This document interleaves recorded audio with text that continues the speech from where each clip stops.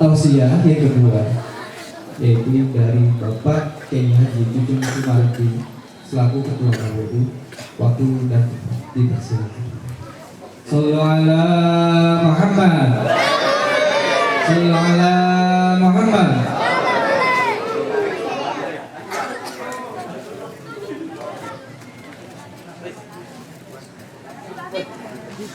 Digeser.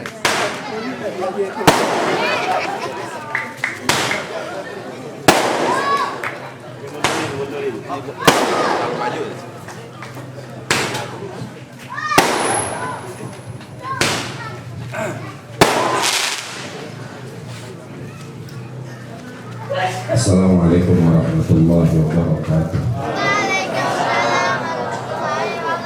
Al-Fatihah ala niyatil qabul tamami kulli surah na'budu wa asyhadu an la ilaha illallah wa ila hadratin Nabi sallallahu alaihi wasallam. Al-Fatihah. Bismillahirrahmanirrahim.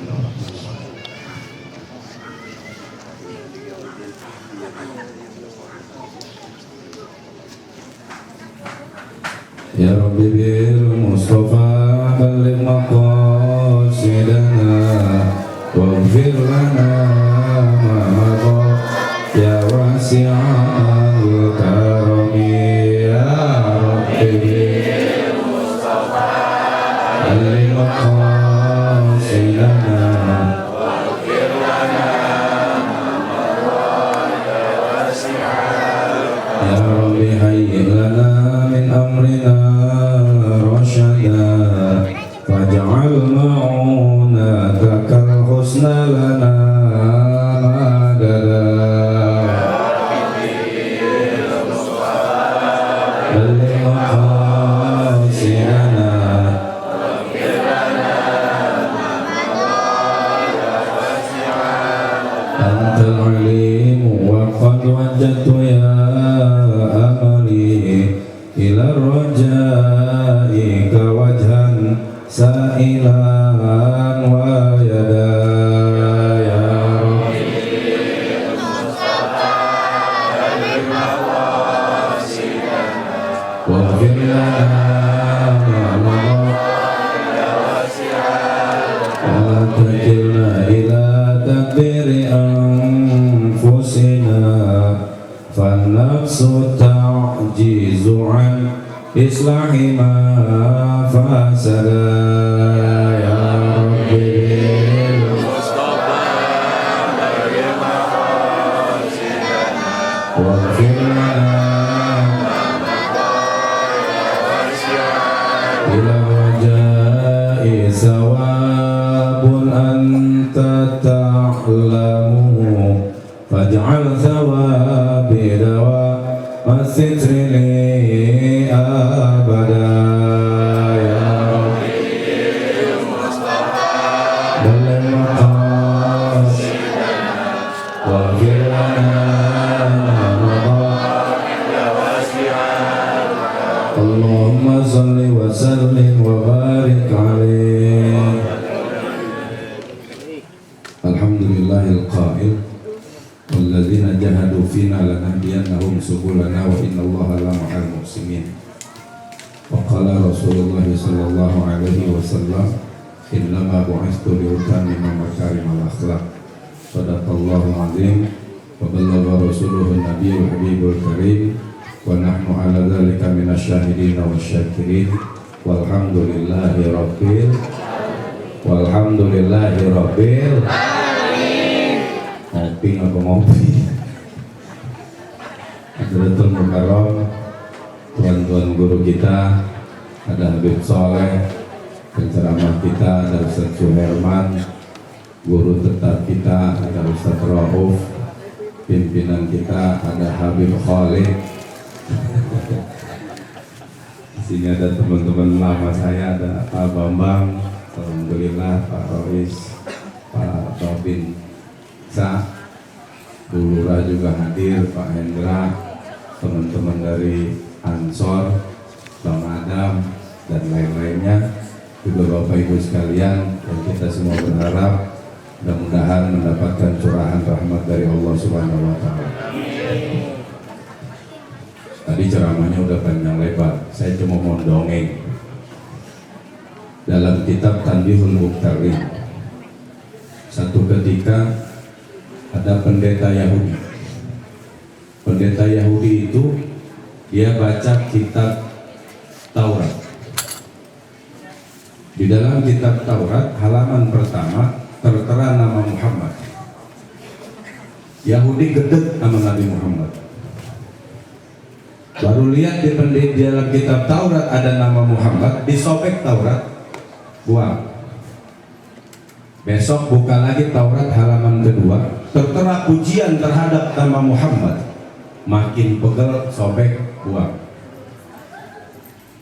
Hari ketiga dia baca lagi Taurat, ada lagi nama Muhammad dengan segala pujian yang Allah tuangkan di dalam kitab Taurat. Kesel, sobek, buang. 7 hari baca kitab Taurat, berapa lembar yang disobek? 7 lembar, sobek, buang. Tapi dalam pikiran pendeta Yahudi, ini siapa Muhammad? Kenapa orang yang selama ini dibenci oleh kalangan Yahudi, akan tetapi Allah tuangkan di dalam kitab Taurat, namanya begitu dengan pujian-pujian yang hebat.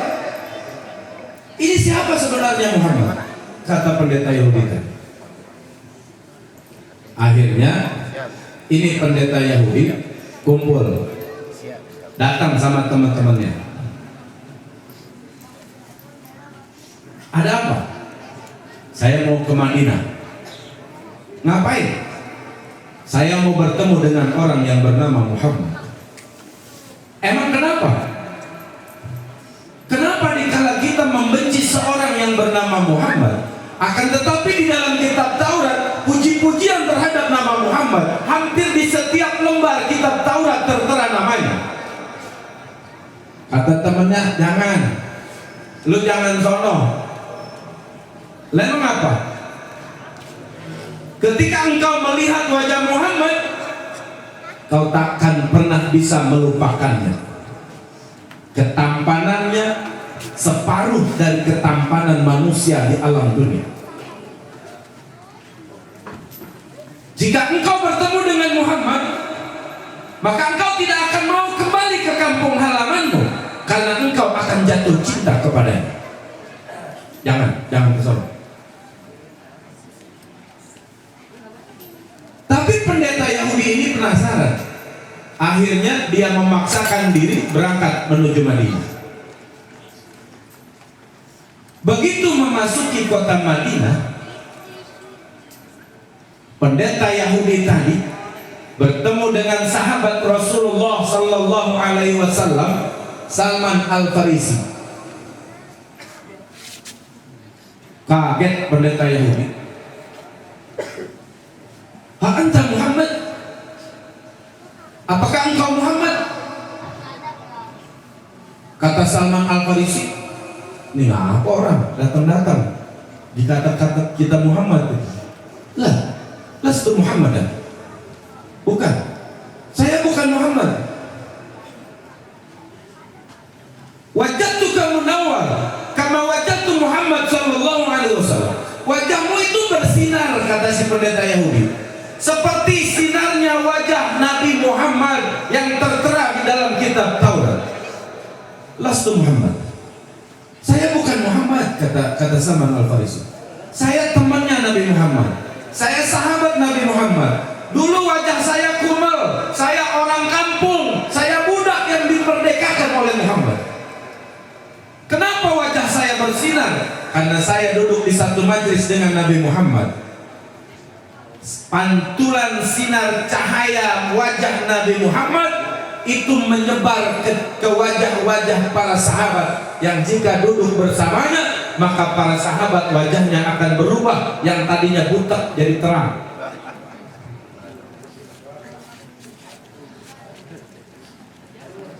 Lalu di mana Muhammad, kata Yahudi tadi?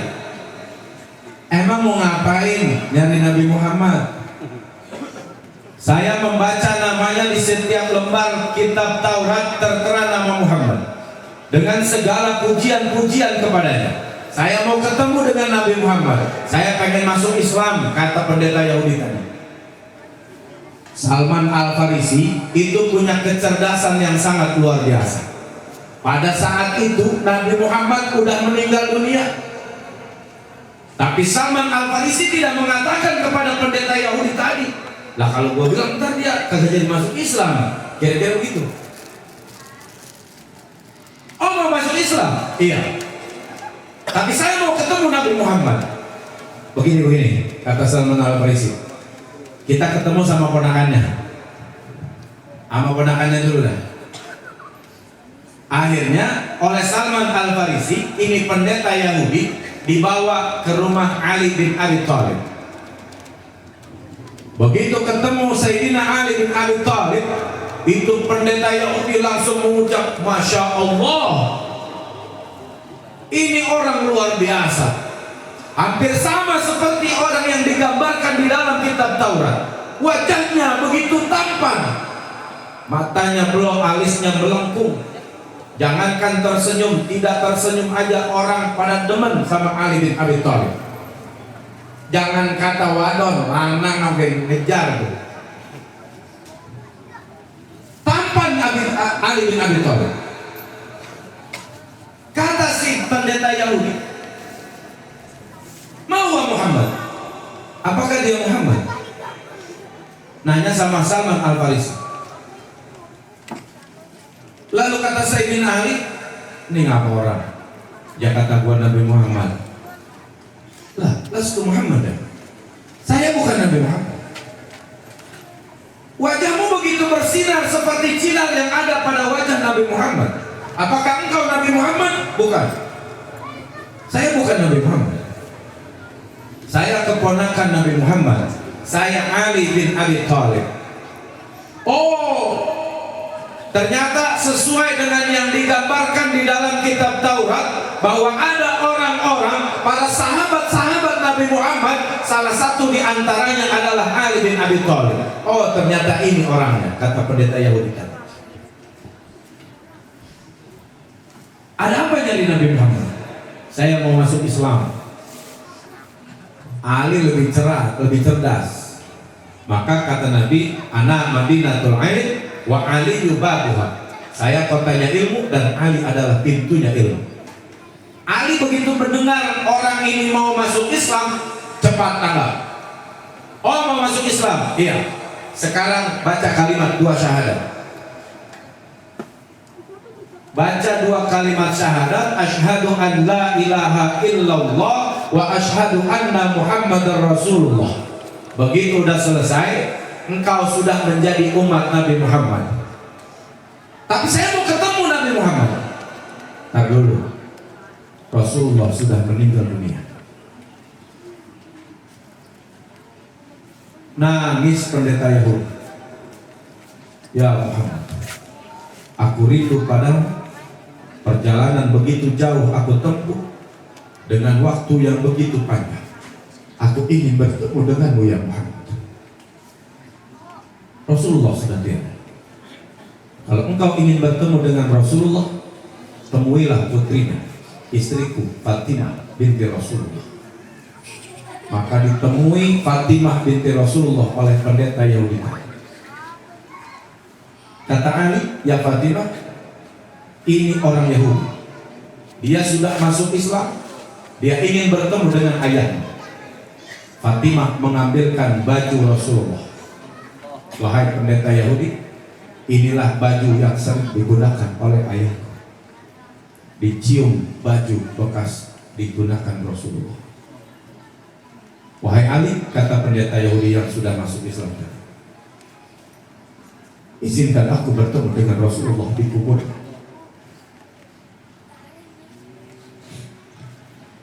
Maka dibawa pendeta Yahudi ini yang sudah masuk Islam oleh Sayyidina Ali ke makam Rasulullah. Begitu tiba di makam Rasulullah, pendeta Yahudi yang sudah masuk Islam tadi, dia duduk bersimpuh sambil dia berucap, ya Rasulullah, hamba rindu padamu ya Rasul. Perjalanan jauh hamba tempuh hanya ingin bertemu denganmu ya Rasul. Kerinduan hamba kepadamu ya Rasul. Izinkan hamba bertemu denganmu ya Rasul. Kalaupun engkau tidak pertemukan hamba denganmu di alam dunia ini, pertemukan hamba denganmu di alam barzah ya Rasulullah. Sekarang ya Rasulullah, hamba ingin bertemu denganmu ya Rasulullah. Terkulai, kata Sayyidina Ali, kecapean kali. Ternyata Yahudi yang sudah masuk Islam tadi menghembuskan nafasnya yang terakhir, dikabul doanya oleh Allah, dipanggil oleh Rasulullah untuk bertemu dengan Nabi di alam barzah, di alam kubur Nabi. Meninggal dunia, belum sholat, belum ngaji, belum puasa, belum haji, tapi sudah mendapatkan kemuliaan. Kenapa? Karena hubbun Nabi, cinta kepada baginda Nabi besar Muhammad.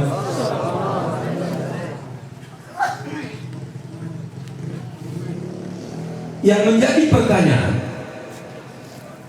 apa yang sudah kita lakukan dan apa yang akan kita kerjakan untuk membuktikan bahwa kita cinta kepada baginda Nabi besar Muhammad? Kalau Rasulullah sudah cinta kepada kita begitu hebatnya, lalu apa yang sudah kita lakukan untuk membuktikan kecintaan kita kepada Nabi? Nabi bersabda, hayati khairul lakum wa mamati khairul lakum. Kata Nabi, hidupku itu baik, membawa kebaikan buat kalian, dan matinya aku, kata Rasulullah, juga membawa kebaikan buat kalian.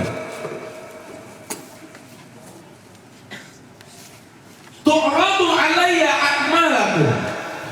Ketika aku sudah tiada, kata Rasulullah, Allah akan menginformasikan kepadaku apa yang kalian lakukan.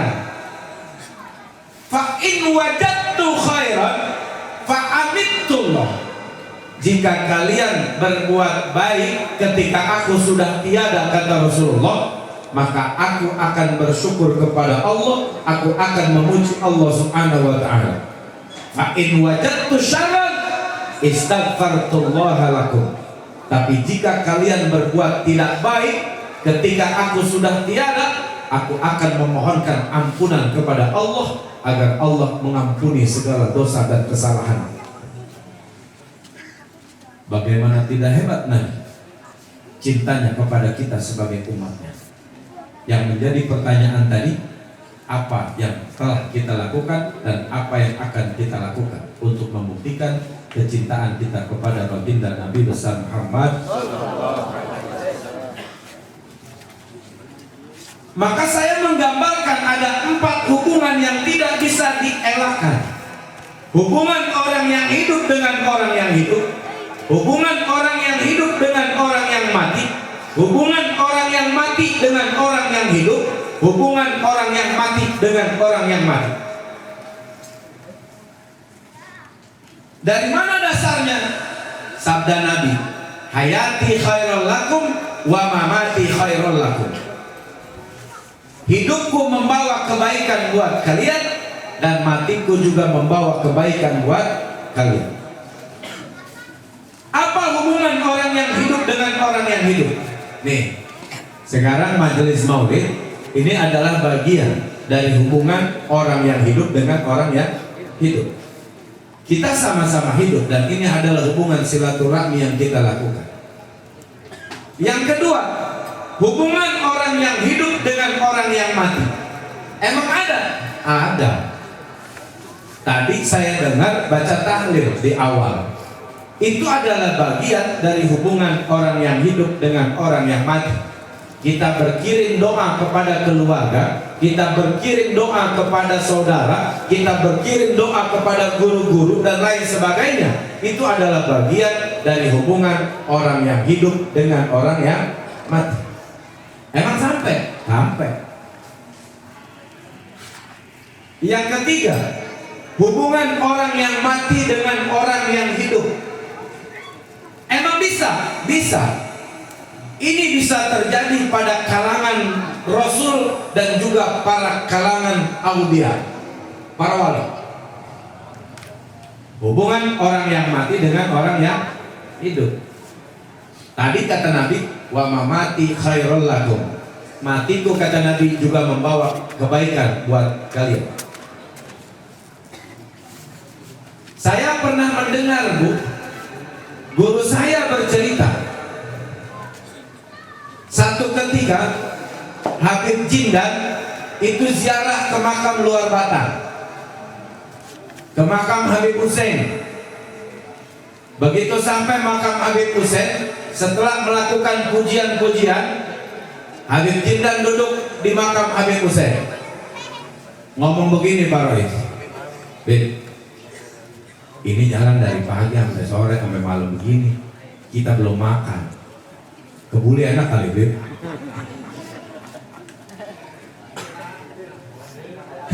Kode.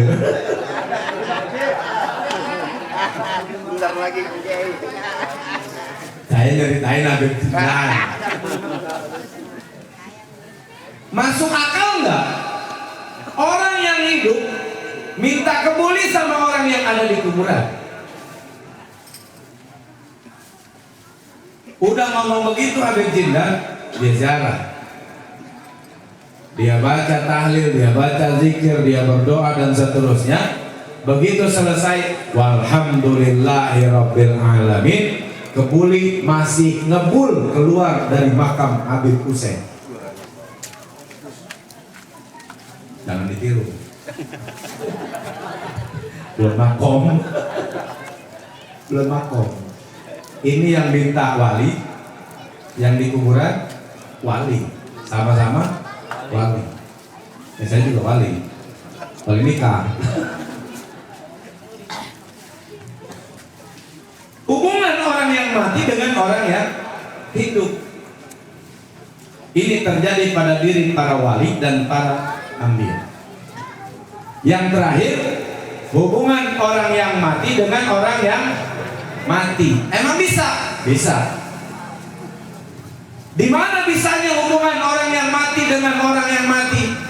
Dalam hadis Rasulullah bersabda, "Man mata fi talabul ilm, fa ba'atsallahu fi qabrihi mu'alliman yu'allimuhu ila yaumil qiyamah." Kata Nabi, siapa yang mati, yang meninggal pada saat dia menuntut ilmu, bukan pada saat ngaji mati, bukan. Ini orang rajin ngaji, hari Selasa subuh ngaji, malam Kamis ngaji, malam Jumat ngaji, Jumat subuh ngaji, Sabtu subuh ngaji, Minggu subuh ngaji. Nah, Ustaz Umar orangnya loh.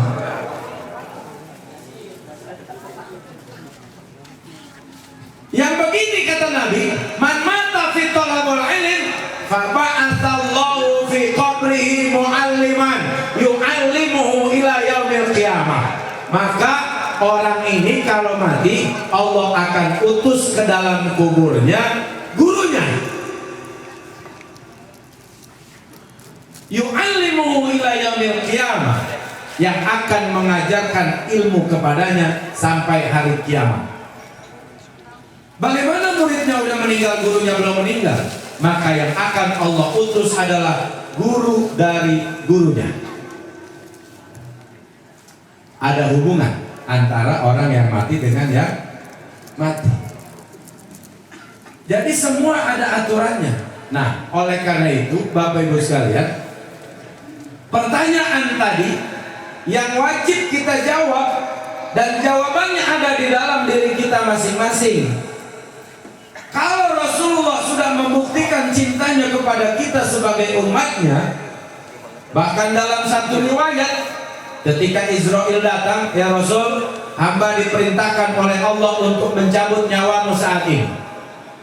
Kata Nabi, wahai Israel, berapa sakitnya dicabut nyawa? Sakit ya Rasul. Seberapa sakitnya wahai Israel? Ya Rasul, jika manusia bisa mendengar jeritan orang yang dicabut nyawa berapa sakitnya, maka niscaya manusia di seluruh dunia akan bisa mendengar jeritan orang yang dicabut nyawa karena sakitnya. Nangis Rasulullah. Kata Nabi, ya Israel, timpakan separuh sakitnya dicabut nyawa umatku kepadaku. Cintanya Rasulullah kepada kita sebagai umatnya itu membuktikan bahwa Rasulullah begitu sangat cinta bukan hanya kepada para sahabatnya, akan tetapi juga kepada kita sebagai umatnya. Pertanyaannya balik lagi adalah, apa yang sudah kita lakukan dan apa yang akan kita lakukan untuk membuktikan bahwa kita mencintai baginda Nabi besar Muhammad Sallallahu Alaihi Wasallam? Jawabannya ada dalam diri kita masing-masing. Paham? Paham? Paham? Assalamualaikum warahmatullahi wabarakatuh.